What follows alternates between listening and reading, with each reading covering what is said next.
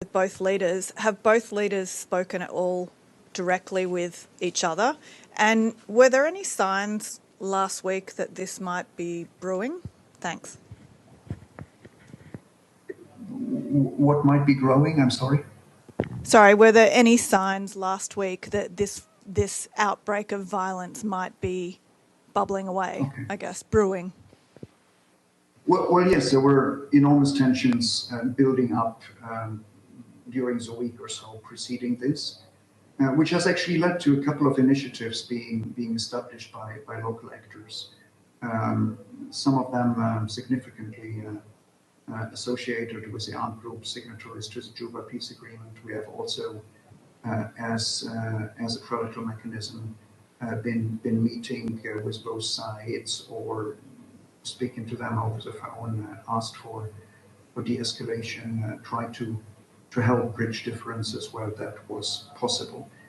Whether the two leaders speak to one another, I cannot give an answer. Abdelhamid, then Yvonne, then Deji. Thank you, Mr. Burks. Abdelhamid Sayam from Al-Quds Al-Arabi. In your report to the Security Council on March 20th, you sounded optimistic. And you said that the framework agreement of December 2022 was going on track, although there were some difficulties. So what happened between March 20th and now?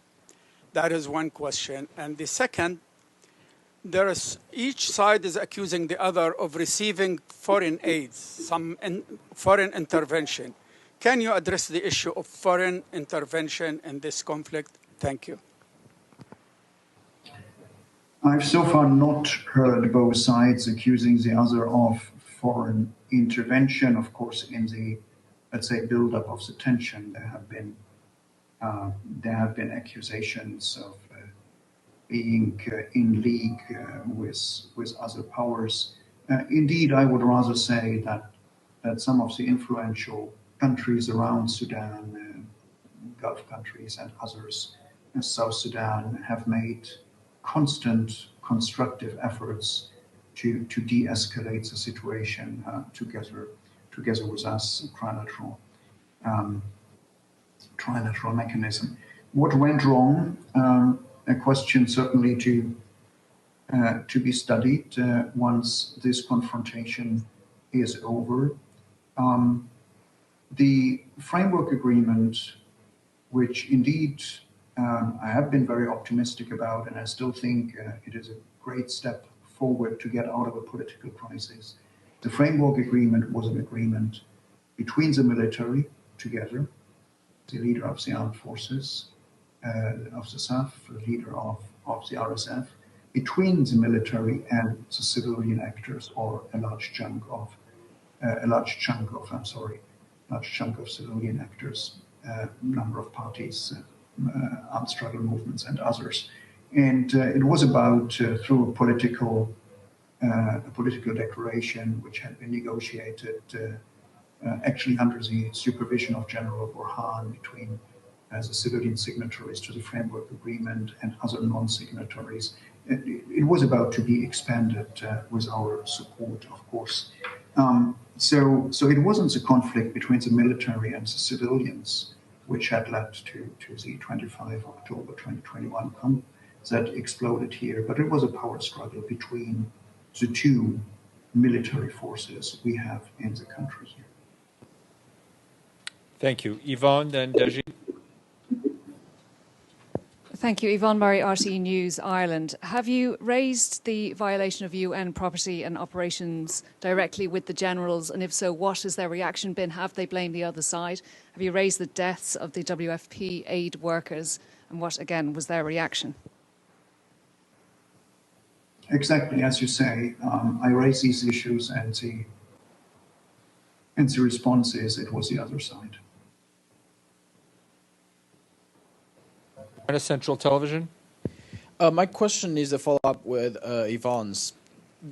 Because you just said that the warehouse of some UN agencies caught in the crossfire and has been looted and destroyed. Do you have an estimation of the loss of those properties? And just now, Mr. Martin Griffiths released a statement, said that there are about 250 humanitarian programs in Sudan. How many of those programs do you know have been suspended due to the fighting? Thank you. I cannot give you any concrete figures about what the value is of property stolen or supplies looted or supplies destroyed through the fighting or in the looting. Nor can I tell you how many operations or projects have been stopped. But as I said earlier, by all intents and purposes, in this current circumstances, under the current conditions, basically no aid delivery can happen. That doesn't mean that projects are suspended or stopped, but if people cannot move, if our staff, WFP, UNICEF, UNDP, WHO, and other staff cannot move, if they have to hunker down in their residences or in shelters, if their vehicles have been looted, if their officers have been destroyed, or if their offices and the guest houses are in the crossfire between the firing lines, then they are simply not able to deliver. That's not a suspension. It means that we will stay and deliver to the extent we can. We will have to evacuate certainly some of our staff, non-essential staff, relatives, but we will do our utmost to serve the Sudanese people again once we are able to do so. Hold on a second. Pam, then Benno. Thank you very much for the briefing. In terms of the ceasefire or cessation of hostilities, I'm sorry, it's Pamela Falk from CBS News. Are there differences in what the generals want in terms of timetable, and what's the proposal now? Thank you. There were very, very slight differences when we discussed that with them together about whether it would be 3 hours or 4 hours. Then the 3 hours was what everybody agreed upon. What is more